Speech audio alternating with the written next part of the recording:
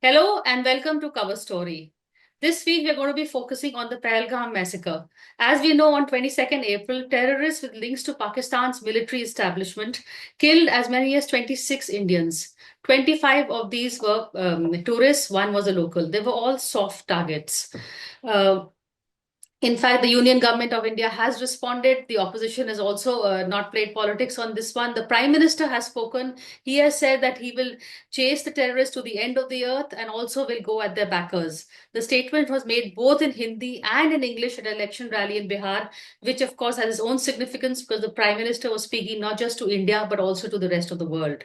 The attacks happened at a time when the Prime Minister was away in Saudi Arabia.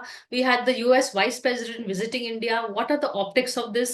And also, what does this attack mean? Earlier on, the targets were usually military. This time, there were soft targets. As I said, what is the message at a time when when Kashmir was seeing normalcy and there was peace in the valley, tourists had begun coming back.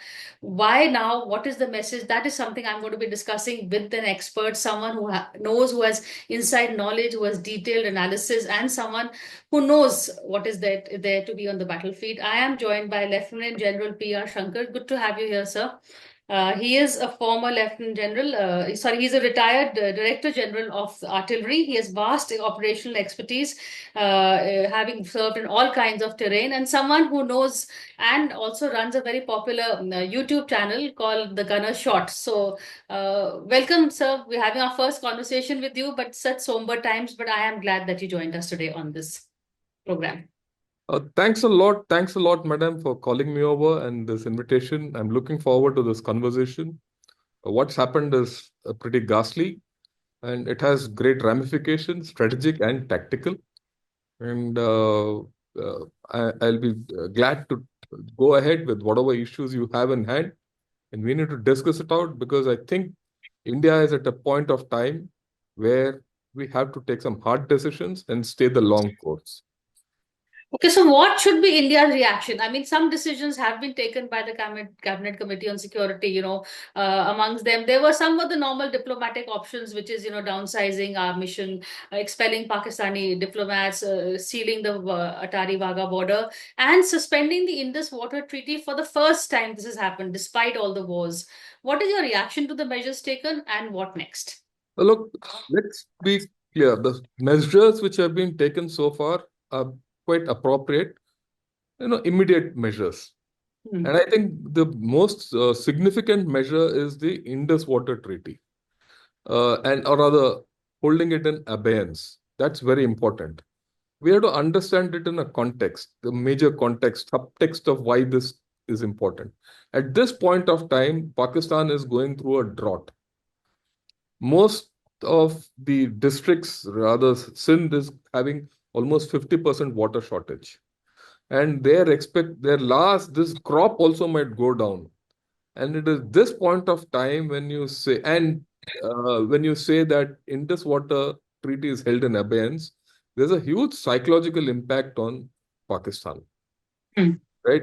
It's not that just because this Indus Water Treaty has been held in abeyance, that water won't flow, but it induces uncertainty into the whole story of Pakistan.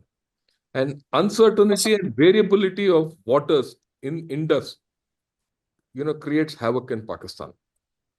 It bypasses it bypasses the army, it bypasses everything and hits at the root or at the heart of the Pakistani people. This is a direct message to the Pakistani people. Many people would have lost significance of this particular fact. Why?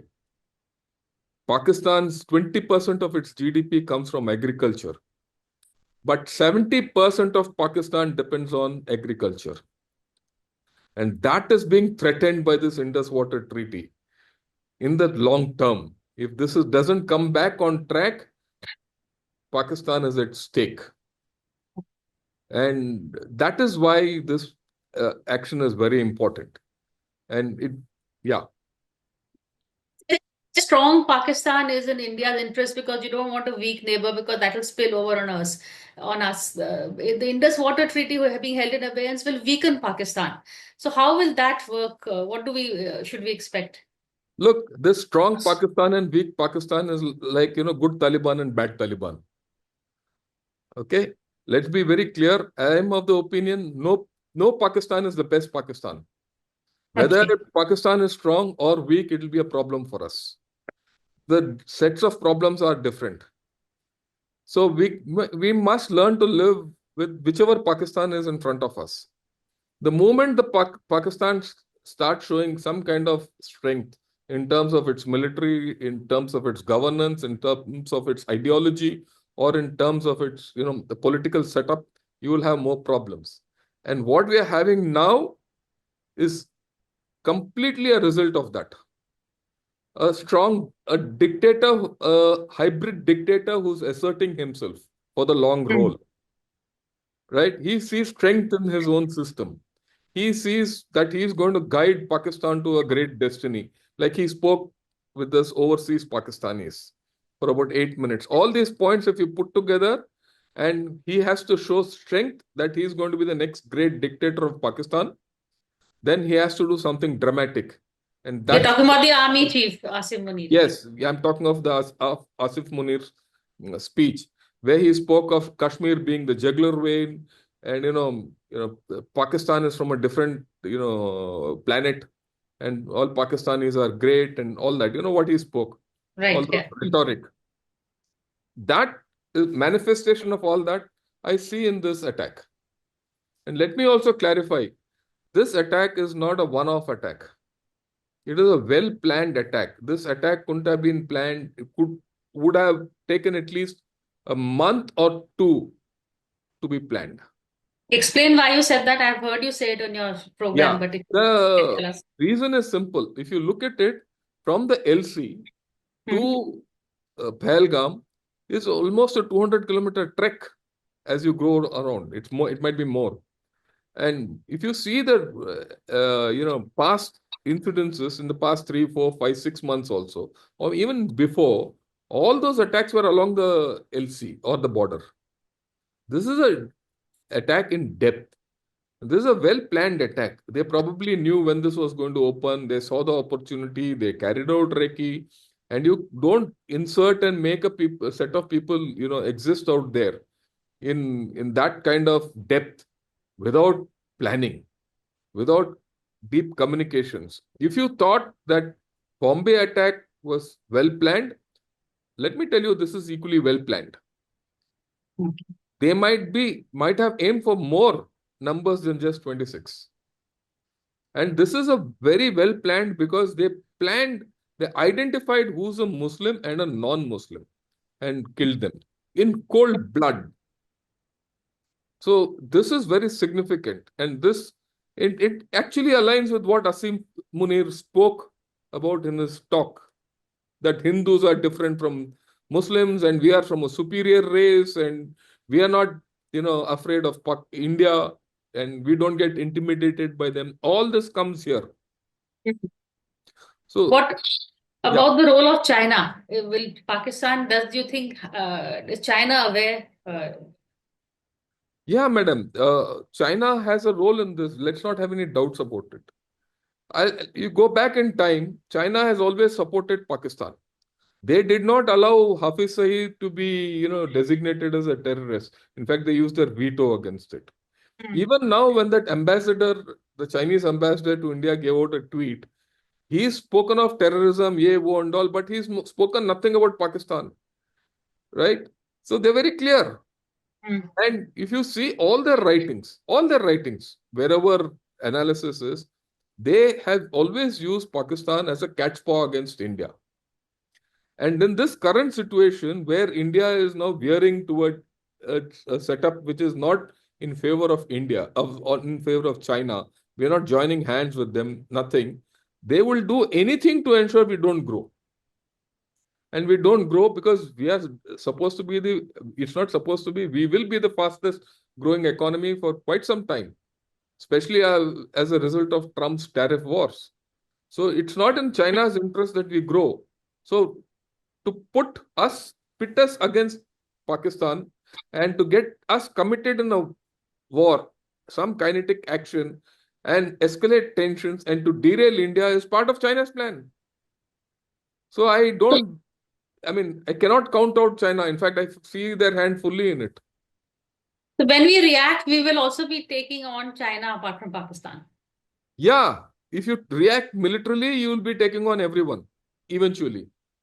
Can But we, do we have the military strength for that? look, we have the military strength to to handle both China and Pakistan.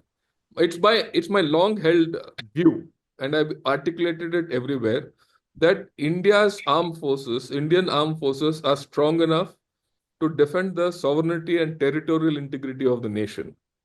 But what we lack today is the ability to dominate the region and be a regional power. Our modernization and everything has to go for that. It's not for handling this thing on the border. In any case, China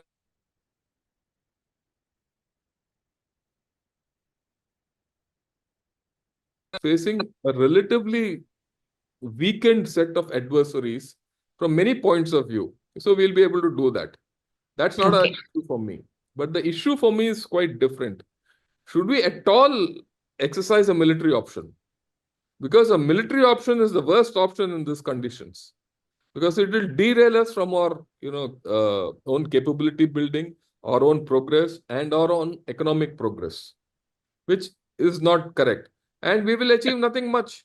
But whereas if you adopt non-military, non-kinetic actions, maybe some kinetic actions for for purposes of satisfying the public at large, but if you do long-term actions, you do more indirect actions, you'll get more benefit out of it. And you'll keep Such as Pakistan completely, destabilized. That's what the way kind I of look at it. actions? Yeah. What kind of actions are you thinking about? Look, first and foremost, I'll put it as there are three ways I look at it. First, Hmm? you have to tighten your own security situation within Kashmir. Intelligence, protecting all these tourists and all that, which there's a lapse here that I'm sure will be taken care of.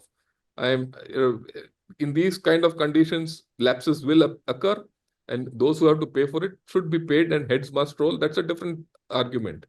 But this is the time for us. See, look at it this way. Kashmir is the core of the problem, isn't it? You want peace in Kashmir? You want a united Kashmir. You want POK Yes. on your side. So is it time for us to do politically outreach towards Kashmir? And there are problems within POK which have erupted over the past 1 year. Okay, should we start reaching out to them and give them moral support? Maybe little more than moral support. Here, this is a case. This is our territory. Is it time Hmm. to start taking it back? Is it time to start uh, having a diplomatic outreach to everyone in the world to say, look, this is my territory. Problem is coming from there. I want to retake it back. Today, can I start doing it politically? After all, there are certain seats in our assemblies which are kept vacant for them. Why don't Hmm. you start filling those seats, even if by proxy, and start talking and discussing of problems in POK in our assemblies, in the JNK assembly, which will be a very strong thing that you start take ownership of that area. So far, you've been saying that is your area, but done nothing about it. Start Hmm. getting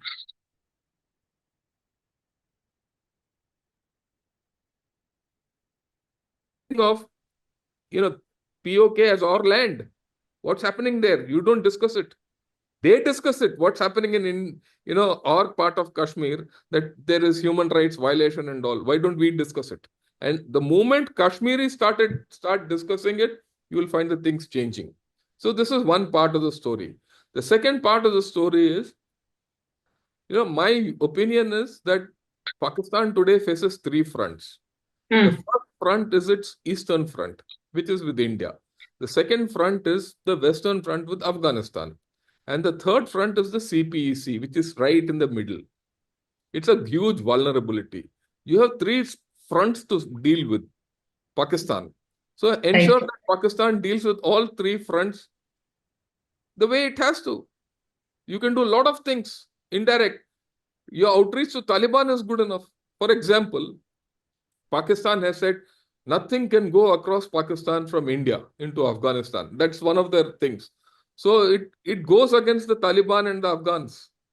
So Afghans, you find an alternate route to supply the Afghans and the Taliban with through Iran and use them to put pressure on Pakistan from the western border.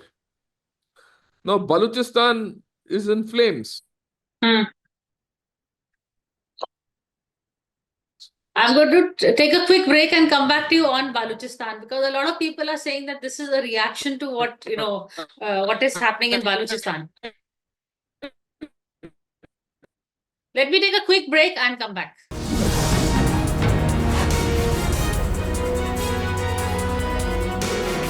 Hello and welcome back to a cover story conversation with Lieutenant General PR Shankar. We are, of course, talking about our reaction to what happened in Pahalgam. You were going to give us two scenarios. Now you're talking about the third way you look at it, which is Balochistan. And I want to talk to you on that because a lot of people are saying, that this is our reactions to what is happening in Balochistan is also linked to the Pahalgam attack. Look, what is happening in Balochistan might be linked to the Pahalgam attack or not linked to the Pahalgam attack. That is a different story. But the Hmm. Pahalgam attack has happened. Right. What should we do now? We must, help those people in Balochistan so that they put pressure on Pakistan and they put pressure on the CPEC. If, as a result of all this, if Pakistan breaks up, so be it. No, no regrets, right? So when they wanted to break India by snatching Kashmir away, why shouldn't we give them the same thing in their same coin? It's not only that, let them do what they want. But there are enough fissures out there for which we need to exploit. And I think the time has come for that. And how do you see our reaction so far? And how do you see the West and other countries' reaction? Because the condemnation was very swift this time, and the fact the Prime Minister was in Saudi Arabia. What is there any messaging to be read over there? Yeah, I think there's a lot of things happening. The West was very quick in condemning this whole story because the West is also has suffering pangs of radical terrorism and Islamization and all that. Right? Right. They're also worried about the spread of, rise of Islamization in their societies. They don't want this nonsense going around.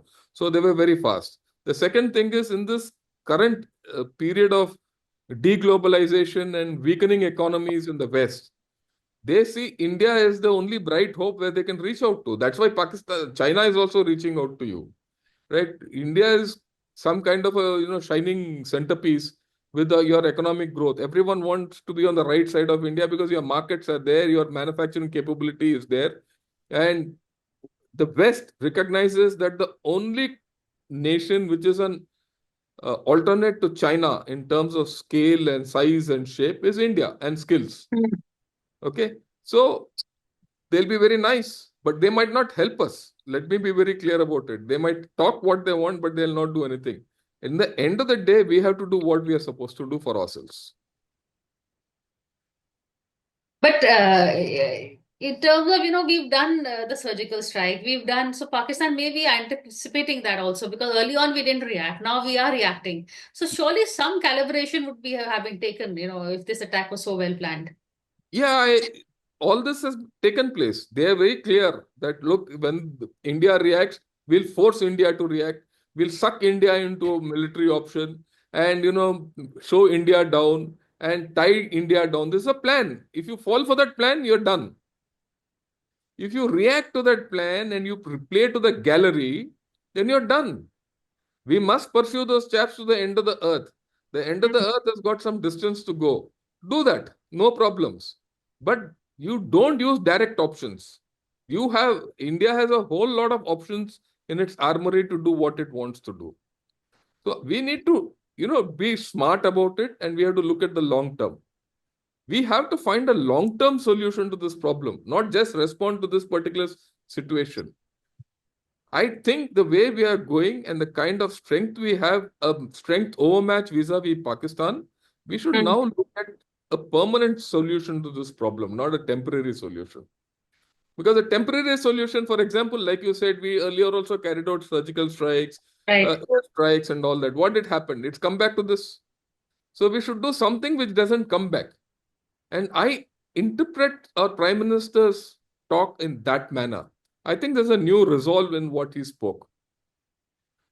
that he is looking at a far greater solution than this, than just pure optics of a strike back. I hope you're right, because what you're saying is very rational advice, or suggestions or strategy. What you have outlined for us, instead of just rushing headlong into a tit for tat war, because that hasn't achieved anything, as you rightly said. Yeah, but I would go to look beyond. If I may say, I don't mind if Pakistan breaks, right? We don't need a weak Pakistan. You don't need a strong Pakistan. We'll handle with so many other Pakistans which come up as a result. And today, Pakistan is in such a condition. The point is, do you have the political gumption to do it and not just seek optics? Hmm. Eh, The country will stand behind this government because all of us are hurt at some level. Okay. I've got half a dozen messages from people who lost someone there, their Yeah. relatives, their friends, and all that. And they see, I mean, where does the common man go? Every time a common man, gets hurt, he is not someone who should be hurt. He's the common man is the strength of India. And you can't let that common man be hurt, right? And a common man is hurt, and that man will stand behind the government. Just like what the Prime Minister said, we'll pursue them to the end of the earth. This time, if whatever the government does, the common man and the people of India will stand behind this government to the end of the earth. That I'm very confident of. That I'm glad to hear that. In fact, I'm just reminded when you said about POK, a comment that Omar Abdullah made way back about, I think, a decade or so ago, when he was earlier on the chief minister. He was addressing a conference, I think, in the US, and there somebody from the audience, a Pakistani national young girl, she said, I don't know why there is so much thing in Kashmir, in our part of in India's Kashmir, she said, and in Pakistan part there is occupied, there is no such terrorist activities. So Omar said correctly. You see, that's because our people are not going there to create those terrorist Yeah, activities. It I is you. agree with him. I agree with him completely. There's one more thing which we must, not lose sight of in this current condition. You see, if you look at it, analyze the feelings of the common Kashmiris, Mhm. they come out quite positive. They are also hurt by this whole thing. And Right. I'm telling you, not by what they're in social media and things like that, where you find a lot of binaries being spoken of. I'm telling you from what I've gathered from my own friends who are Mhm. serving there, or from sources which, we all have our sources and are here to the ground. They see a change on the street in Kashmir.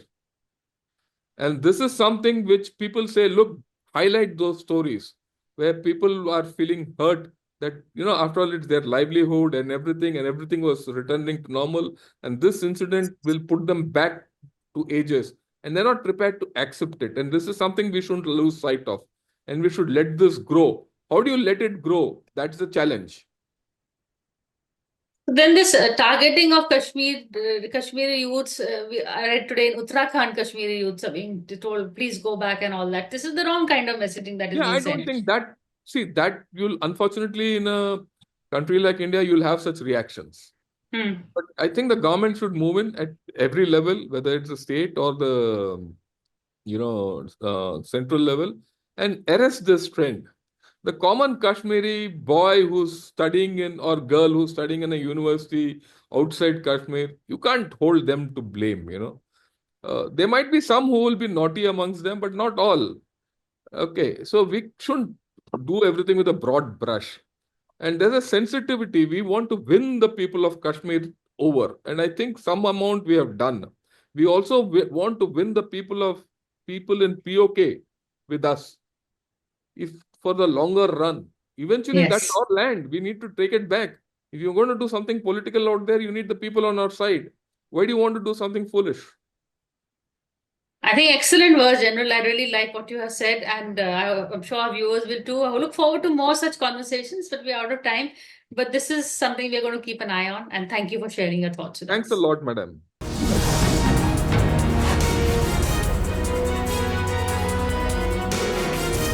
For more such videos, subscribe to the NewsX YouTube channel, hit the bell icon.